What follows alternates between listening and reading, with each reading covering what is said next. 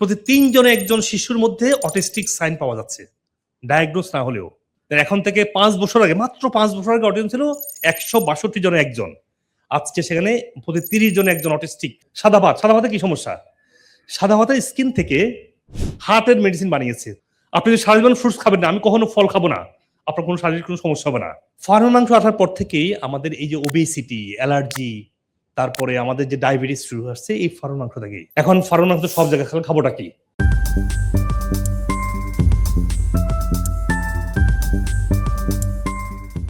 আসসালামু আলাইকুম ওয়া রাহমাতুল্লাহ। সুপ্রিয় দর্শক মণ্ডলী, আমার দীর্ঘদিনের আমেরিকার যে ক্লিনিক্যাল প্র্যাকটিস, আমি চাই যে আমার দীর্ঘ অভিজ্ঞতা থেকে প্রত্যেকটা মানুষ উপকৃত হোক। সেই জন্য আমার ভিডিওগুলো আপনারা সবার সাথে শেয়ার করবেন।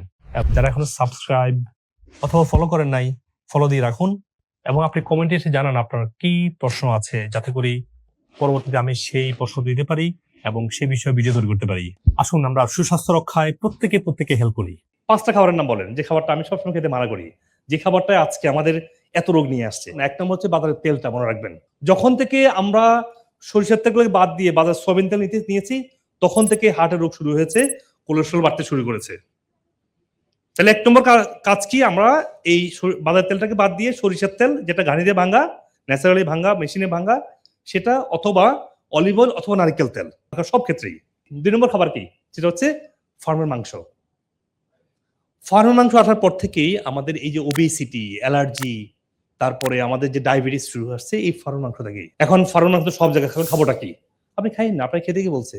আপনাকে প্রতিবেলা চিকেন খেতে হবে, দরকারটা কি এটার? আপনি মাসে একবার খান, সপ্তাহে একবার খান। আমি বিশ্বাস করি আপনারা যদি ট্রাই করেন সবাই, যে আমি ন্যাচারালি যে কিছু ফার্ম তৈরি হয়েছে সব জায়গায়, এখন ওই ফার্ম থেকে আমি চিকেনটা খাবো, অথবা গ্রাম থেকে চড়িয়ে বড় হওয়া চিকেনটা খাবো, যেটার মধ্যে কোনো স্টেরয়েড নেই, কোনো বিষাক্ত কোনো খাবার নেই, ওটা খাবো। আপনি পারবেন, আপনি এক সপ্তাহে একবার প্রায় সবাই এফোর্ড করতে পারেন, মাসে একবার খান।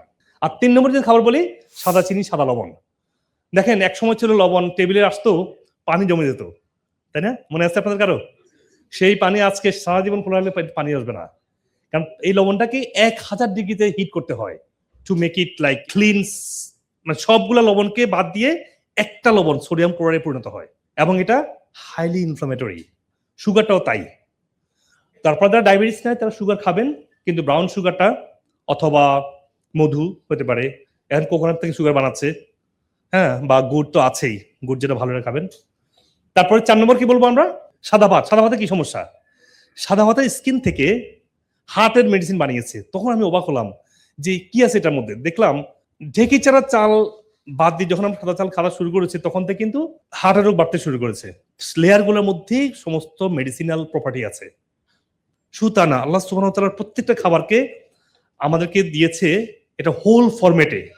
আপনি যদি সারা জীবন ফ্রুটস খাবেন না, আমি কখনো ফল খাবো না, আপনার কোনো শারীরিক কোনো সমস্যা হবে না। কারণ ফলটা এসেনশিয়াল না, it is very highly nutrient, অনেক পুষ্টিকর খাবার, কিন্তু এসেনশিয়াল পুষ্টির মধ্যে পড়ে না। আপনি বিকল্প অনেক জায়গায় এটা পাচ্ছেন, কিন্তু মাছের যে পুষ্টি আল্লাহ আমাকে নির্দেশ দিয়েছে, এই মাছগুলো তোমরা খাও। আর আমরা করছি কি, হোল ফরম্যাট বাদ দিয়ে যখন মাছটাকে ফ্রাই করছি, লবণ নষ্ট হয়ে যাচ্ছে। লবণের যে লবণ নষ্ট হচ্ছে, মাছের যে লবণ থাকে সাগরের মাছের, ওই লবণটা নষ্ট হয়ে আমরা হিট করি বা ফ্রাই করি। আরেকটা খাবার আমরা সফট ড্রিঙ্কস। আজকে বাচ্চাদেরকে আমরা আমাদের জেনারেশনকে শেষ করছি এই ধরনের সফট ড্রিঙ্ক দিয়ে। সব জায়গায় ম্যাঙ্গো জুস, সব জায়গায় দেখি রাস্তা রাস্তা ভরা ম্যাঙ্গো জুস। ম্যাঙ্গো না, কিন্তু ম্যাঙ্গো জুস আছে। কিন্তু এখন থেকে ৫ বছর আগে, মাত্র ৫ বছর আগে অটিজম ছিল ১৬২ জনে একজন। আজকে সেখানে প্রতি ৩০ জনে একজন অটিস্টিক ওয়ার্ল্ড পপুলেশন বাচ্চাদের মধ্যে। এবং প্র্যাকটিক্যালি প্রতি ৩ জনে একজন শিশুর মধ্যে অটিস্টিক সাইন পাওয়া যাচ্ছে, ডায়াগনোজ না হলেও। প্রিজারভেটিভ অ্যাডেড যে কেমিক্যালগুলো ব্রেইনকে ইনফ্লামেশন বাড়াচ্ছে, ব্রেন সেলগুলো নিউরনকে নষ্ট করছে। গম তৈরি খাবার, সকালে ব্রেকফাস্টে গেলাম, প্রত্যেকটা প্লেটে, প্রত্যেকটা খাবারে ইদার রুটি আর পরোটা। এখন একটা ইয়াং মানুষ ২-১টা পরোটা খেতে পারে মাঝে সাঝে, কিন্তু আপনি যদি কনস্ট্যান্টলি পরোটা খান, আপনাকে নিশ্চিতভাবে আপনার 30-40-র মধ্যে আপনাকে ব্লাড প্রেশার, কোলেস্টেরল, ডায়াবেটিস আপনার শরীরে আসবেই। এটা genetically modified gluten, highly gluten percentage. এটা বডি সার্টেন লেভেল পর্যন্ত আর থেকে হজম করতে পারে না। সুপ্রিয় দর্শক মন্ডলী, আপনারা আপনাদের স্বাস্থ্যের যে কোনো প্রশ্ন, যে কোনো পরামর্শ, যে কোনো সাজেশন আমাকে কমেন্ট সেকশনে দিবেন। আমি যথাসাধ্য দ্রুত উত্তর দেওয়ার চেষ্টা করবো ইনশাআল্লাহ। আপনাদের পরামর্শ অনুযায়ী আমি পরবর্তী ভিডিও এবং টপিক ঠিক করতে পারবো।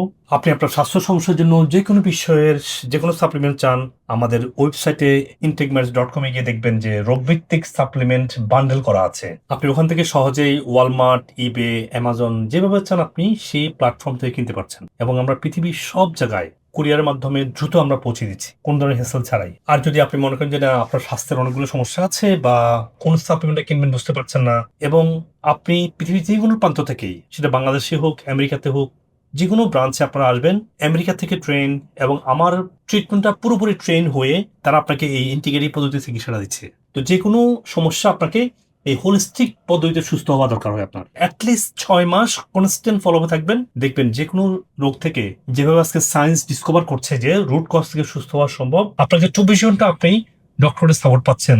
আমি যদি আমেরিকাতে আছি, বাংলাদেশে আমার নামে অনেক পেজ তৈরি করে অনেক রং ভিডিও বানায় আমার বিরুদ্ধে, আর আমেরিকাতে বসে আমাদের এগুলো কন্ট্রোল করা সম্ভব না। সেজন্য আপনার পেজগুলো অ্যাভয়েড করে এই জন্য লাইক সাবস্ক্রাইব করে রাখুন। আমেরিকার নাম্বার 1 সাপ্লিমেন্ট, সত্যিকারের ডক্টর গাইডলাইন এবং এভিডেন্স বেস হেলথ টিপস গুলো আপনি এখানে পাবেন ইনশাআল্লাহ। আল্লাহ হাফেজ। আসসালামু আলাইকুম ওয়া রাহমাতুল্লাহি ওয়া বারাকাতুহু। আমি গত 3 মাস আগে এখানে প্রথম আসছিলাম। আমার শারীরিক অনেক সমস্যা ছিল, থাইরয়েডের প্রবলেম, আপনার আর্থ্রাইটিসে আক্রান্ত, পেইন মাথা থেকে পায়ের নখ পর্যন্ত, আর আপনার গ্যাসের প্রবলেম ছিল, শ্বাসকষ্ট ছিল।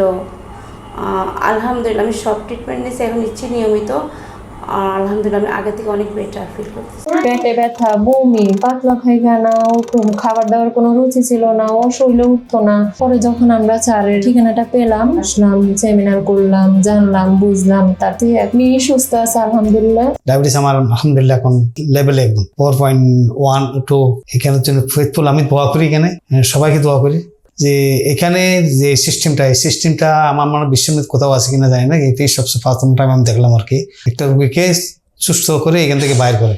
আশানুরূপ অনেক কথাবার্তা উনি বলেছেন, বা বলেছেন যে আল্লাহ চাহিত অনেক কিছু, তারপরে উনি যে ট্রিটমেন্ট দিয়েছেন, তো সবগুলো মিলে আসলে আমার প্রথমে রিপোর্ট দেখে আমার নিজেরই আসলে বিশ্বাস হচ্ছিল না যে ও কি কখনো সম্ভব হবে কিনা। এখন আল্লাহর রহমতে আমি এই মাসে কনসিভ করেছি। ওনার লোয়ার অ্যাবডোমেনে বহু পেইন ছিল, অনেক ব্যথা ছিল। আলহামদুলিল্লাহ এই ওষুধ খাওয়ার পর আস্তে আস্তে ওই ব্যথাটা চলে গেছে। তারপর আমার কিডনিতে একটু দেখাইছে। যখন হক সাহেবের কথা শুনছি, মুজিবুর রহমান হকের, তখন শুনতে আজ যে 5 মাস আমি নামাজ পড়ি, আবার শুনি, যত শুনি যাতে এতই ভালো লাগে। মুজিবুল হকের অনেক ধন্যবাদ, ওনাকে আল্লাহ জান্নাত ফেরদাউস দাও, সব ডাক্তারগুলো ধন্যবাদ। যখন ধরা পড়ে গলব্লাডার স্টোন, অনেকগুলো ডক্টর দেখিয়েছি, সবাই বলেছে এটা সার্জারি করতে হবে, সার্জারি ছাড়া কোনো ওয়ে নেই। তখন আমি পুরো ভেঙে পড়ি যে এত অল্প বয়সে আমি আমার গলব্লাডার কেটে ফেলে দিব, এটা কেমন একটা বিষয়। এরপর আমি ইউটিউব অনেক ঘাটাঘাটি করে হক স্যারের একটা ভিডিও পাই। ওই ভিডিও দেখে আমি আমেরিকান ওয়েলনেস সেন্টারের ঠিকানা জোগাড় করে এখানে আসি। এরপর মাহমুদা ম্যামের আন্ডারে গলব্লাডার ফ্ল্যাশ করি, আর 2বার ফ্ল্যাশের পরে আমার এত পাথর বের হয়েছে, আমি নিজে দেখে অবাক হয়ে গেছি যেগুলো আমার ভিতরে ছিল। সাথে আরো অনেক টক্সিনস বের হয়েছে। যখন আমি এমনি অনেক ডাক্তার দেখাইছি, ওষুধ খেয়েছি, কিন্তু কোনো কাজ হয়নি। তো পরে মূলত এখানে আসা, তা আমিও আকু দেই এবং আল্লাহর মধ্যে আমারও অনেক উপকার হয়েছে। আমি এখন একেবারে মোটামুটি বলতে গেলে 99% সুস্থ।